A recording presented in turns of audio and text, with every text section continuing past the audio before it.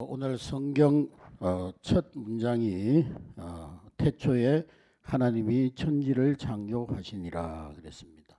따라하겠습니다. 태초에 하나님이 천지를 창조하시니라. 지난주부터 우리가 하나님 알아가기 말씀을 나누고 있는데 오늘 두 번째 시간으로 하나님의 이름 가운데 엘로힘, 창조주 하나님, 전능자 하나님에 대해서 말씀을 나누려고 합니다. 한번 따라하겠습니다. 엘로힘, 태초에 하나님이 천지를 창조하시느니라 할 때 이 하나님의 이름이 엘로힘입니다. 히브리어로 말하면 엘로힘, 전능자 하나님, 창조주 하나님입니다. 여러분 생각해 보십시오. 창조 전에는 아무것도 없는 그런 공허함이 가득 차 있던 곳이었습니다. 빛도 소리도 공기도 시간조차 없었던 그 막막한 그 허공 속에 정적을 깨는 거대한 음성이 있었습니다. 빛이 있어라, 빛이 있어라 하시니 그 공허함 속에, 허공 속에 빛이 임하게 됩니다. 이 명령을 내리신 분이 누구냐? 엘로힘 하나님이십니다. 엘이라는 것은 강함, 능력을 의미하는데 여기 보니까 임이라는 그 복수형을 붙여서 엘로힘이라 불렀는데 단순히 뭐 신이 많다. 물론 하나님은 삼위일체 하나님으로 존재하시는 하나님이기 때문에 복수를 붙일 수 있겠지만은 단순히 신이 많다는 뜻이 아니라 그것은 장엄한 복수입니다. 장엄 복수. 뭐냐? 그분의 위엄과 영광이 우리가 상상할 수 없을 만큼 태초부터 하나님은 풍성하고 거대하신 하나님이시다. 그것을 의미하는 것입니다. 할렐루야. 또한 더불어서 성부, 성자, 성령 삼위일체 하나님께서 태초로부터 사랑의 공동체로 함께 존재했다 하는 것을 말씀하고 있는 것입니다. 우리 인생도 가끔 공허할 때가 있습니다. 무의 상태가 될 때가 있습니다. 건강을 잃어버리고 관계가 끊어지고 또 통장에는 잔고가 바닥나고 아무것도 할 수 없는 것 같은 그런 순간이 찾아올 때가 있습니다. 그러나 우리가 반드시 기억해야 될 것은 엘로힘 하나님은 아무것도 없는 것에서 모든 것을 시작하시는 창조주 하나님이십니다. 할렐루야. 재료가 없어서 못 만드시는 분이 아니라 그분 자체가 모든 것의 근원이 되십니다. 할렐루야. 모든 만물의 근원 자체가 되시는 분이 전능자 하나님 엘로힘 하나님이십니다. 왜 졸았냐? 졸지 말고 그냥 엎드려서 자버려. 창세기 1장 2절에 보면은 2절 다 같이 읽습니다. 2절 시작. 그 땅이 혼돈하고 공허하며 흑암이 깊음 위에 있고 하나님의 영은 수면 위에 운행하시니라. 거기 보면은 혼돈, 공허, 흑암이 깊음 위에 있었다 그랬습니다. 히브리 말로 하면은 토후, 보후 이런 엉망진창이고 텅 비어 있었다. 창조 이전에는 모든 것이 텅 비어 있었다. 엉망진창으로 혼돈 가운데 비어 있었다 하는 것입니다. 엘로힘 하나님은 그 물질서 가운데 텅 비어 있는 가운데 엘로힘 하나님께서 찾아오셨습니다. 그리고 어떻게 하셨냐면은 뭐 망치나 삽이나 포크레인 가지고 만든 것이 아니라 말씀하셨습니다. 어두움이 가득한 곳에 공허 흑암이 가득한 곳에 빛이 있어라 말씀하시니까 질서가 바로 잡혔습니다. 뒤섞여 있던 물과 하늘이 나뉘어지고 죽은 것 같은 땅에서 생명이 솟아났습니다. 그래서 엘로힘의 하나님은 정돈하시는 하나님, 질서를 만드시는 하나님이십니다. 따라하겠습니다. 엘로힘의 하나님은 정돈하시는 하나님, 질서를 만드시는 하나님. 할렐루야. 그래서 무질서를 질서로 의미 없는 소음을 화음으로 바꾸시는 분이 전능자 하나님이십니다. 여러분 마음 상태가 어떻습니까?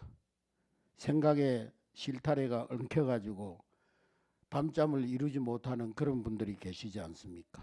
미래에 대한 불안으로 마음이 혼돈스러운 그런 분이 계시지 않습니까?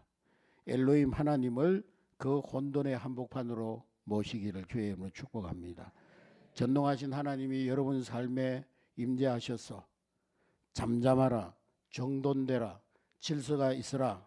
그분은 그렇게 말씀하시면은 우리의 삶에 엉킨 실타래가 술술술술 풀려지기 시작할 줄로 믿습니다.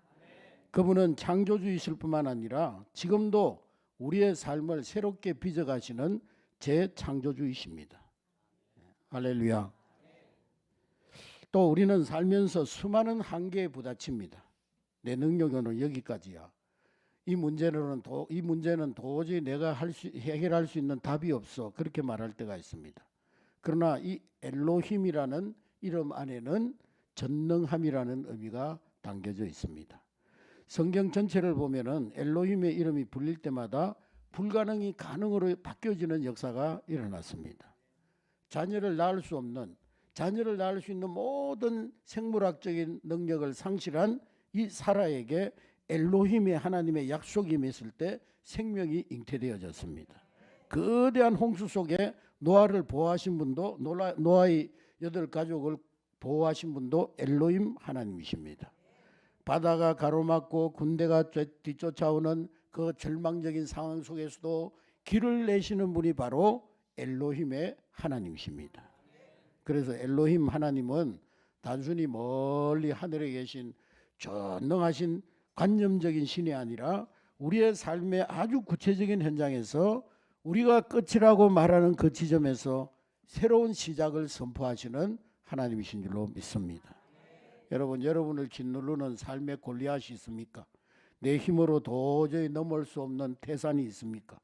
그때 여러분들의 무력함을 묵상하지 말고 엘로힘 하나님의 권능을 묵상하는 여러분 되시기를 바랍니다. 하나님은 엘로힘이시다. 이 고백은 하나님은 어떤 상황보다도, 내 모든 상황보다도 더 크신 하나님이시다. 이러한 선포와 같은 줄로 믿습니다. 흔히 우리는 하나님을 어떤 도우미 정도로 생각할 때가 많이 있습니다. 그래서 내가 가고 싶은 목적지를 내 나름대로 다 정해놓고, 내 인생의 목표를 내가 다 정해놓고, 내가 내 힘으로 가는 길이 험난하고 힘들 때 잠시 하나님의 이름을 불러가지고 하나님의 도움을 구하고, 하나님 도와주세요, 하나님 나를 인도해 주세요. 그런 때가 많이 있습니다. 마치 하나님의 도우심을 보험처럼 생각하는 사람들이 많습니다. 그러나 성경이 처음 선포하는 하나님의 이름 엘로힘은 온 우주 질서를 세우시고 전능자, 통치자, 주인이라는 그런 뜻입니다. 할렐루야. 우리는 인생이 망가졌다고 느낄 때 절망합니다. 그러나 토기장이신 하나님, 엘로힘 하나님께서 하나님에게는 망가진 진흙은 실패가 아니라 새로운 시작인 것입니다. 할렐루야. 가우디라고 하는 사람이 있는데요. 이 사람이 이제 여러분 유럽에 있는 여러 성당에 가보면은 창문이 어떻게 돼 있죠? 뭘로 되어 있습니까? 모자이크가 되어 있죠. 모자이크. 그죠?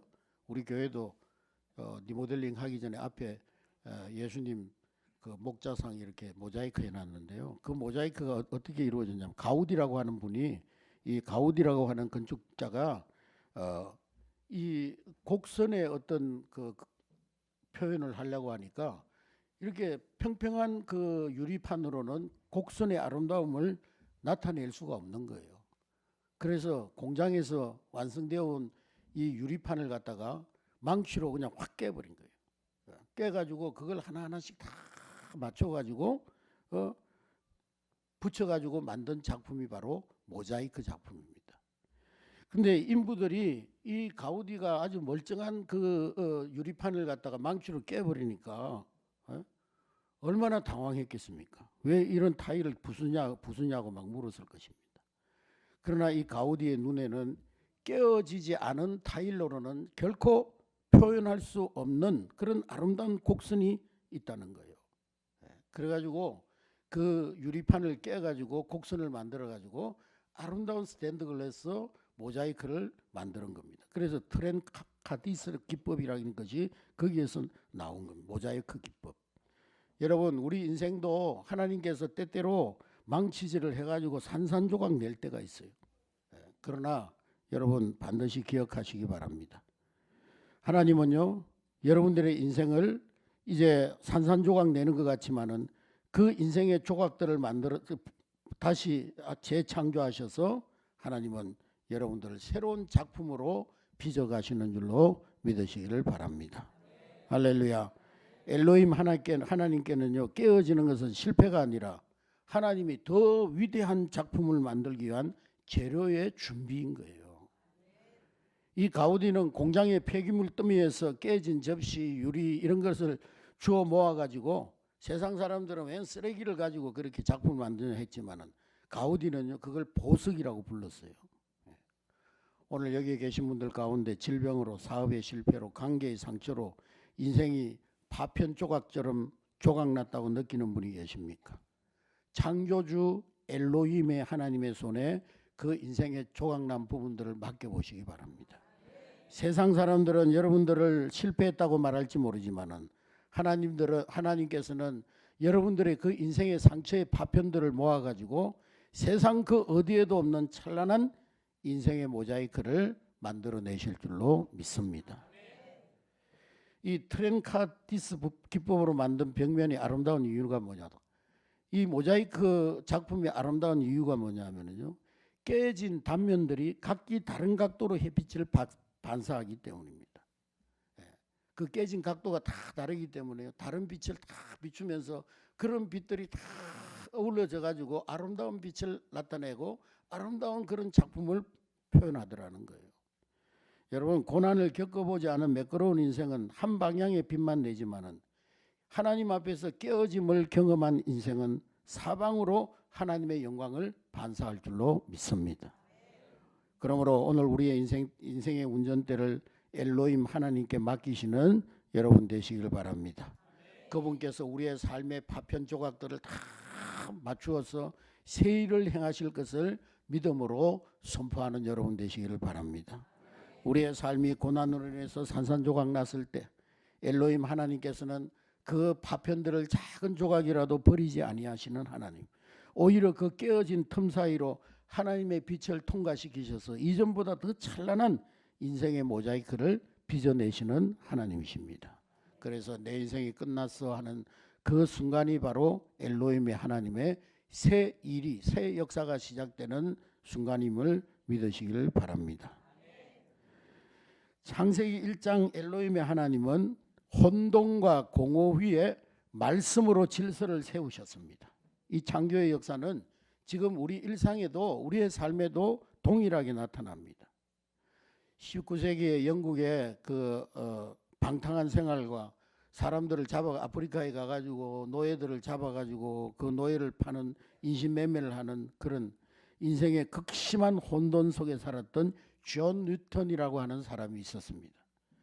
그는 풍랑 속에서 배를 타고 노예를 잡아가지고 노예를 팔러 가기 위해서 배를 타고 가다가 풍랑을 만나면서 죽음의 공포를 느끼면서 그는 주님, 저를 불쌍히 여겨주세요.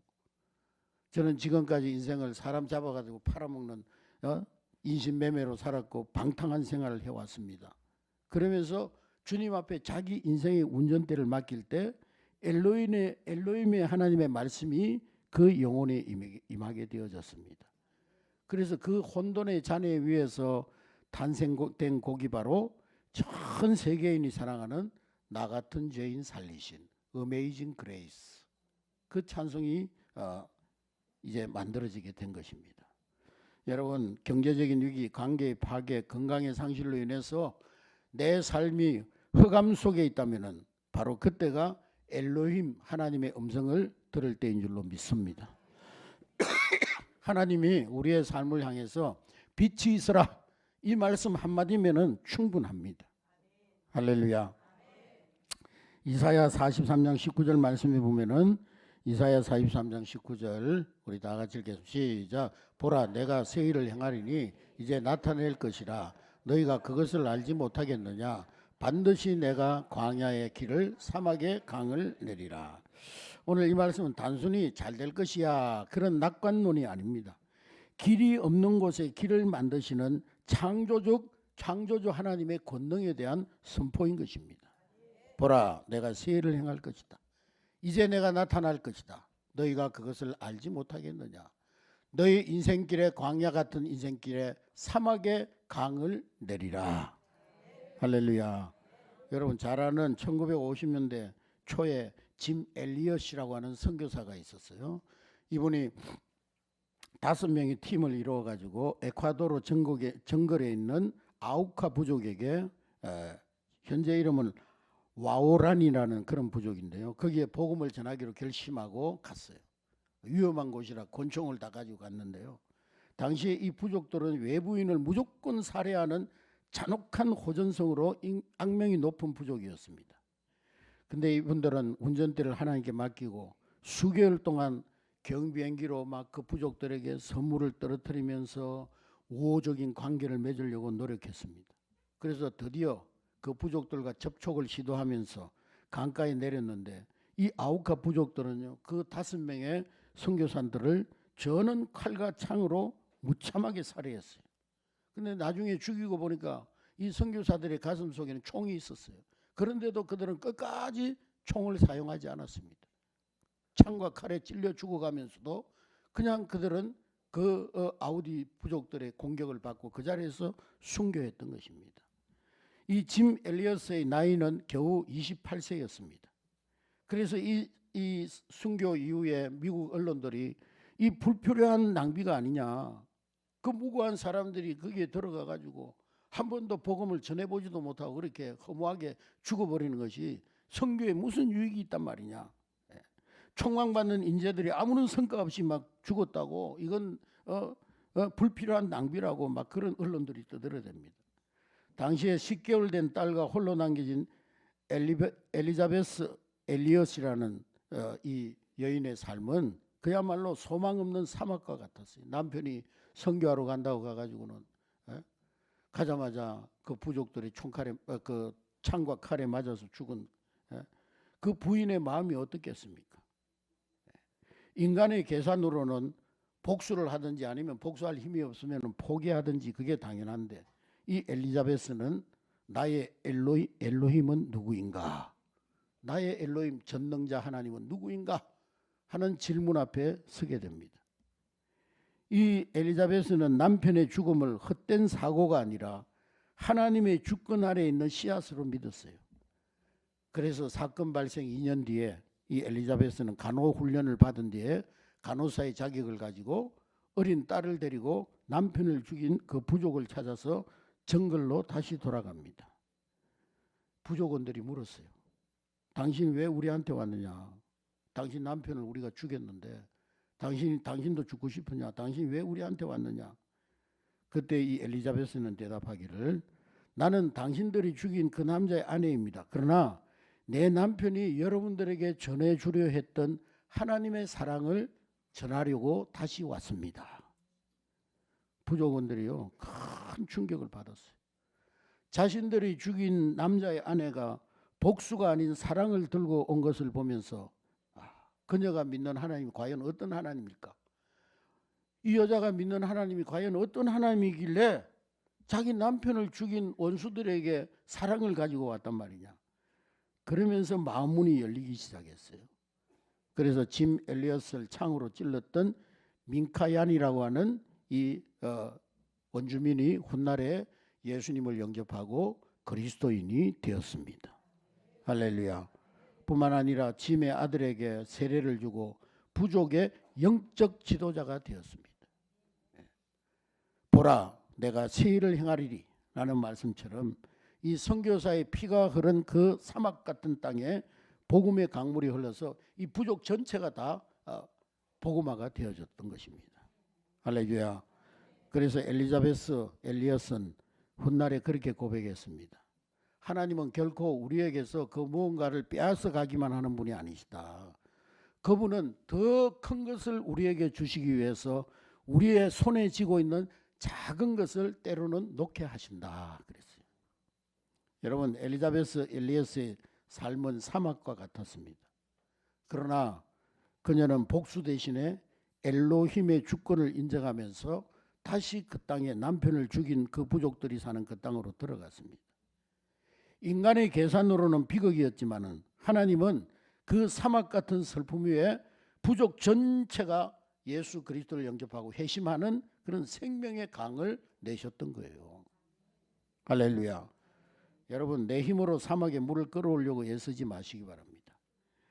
엘로힘 하나님께 우리 인생의 운전대를 맡긴다는 것은 사막 한가운데서도 그분이 길을 내실 것을 신뢰하면서 오늘 하루하루를 묵묵히 순종하며 걸어가는 삶인 줄로 믿습니다. 엘로힘의 하나님, 전능자 하나님, 창조주 하나님, 우리의 모든 인생의 혼돈과 흑암과 공허를 새롭게 하시고 질서를 주시고 충만하게 하시는 하나님, 그 하나님이 오늘 저와 여러분들의 하나님이심을 믿으시기를 주의 이름으로 축복합니다.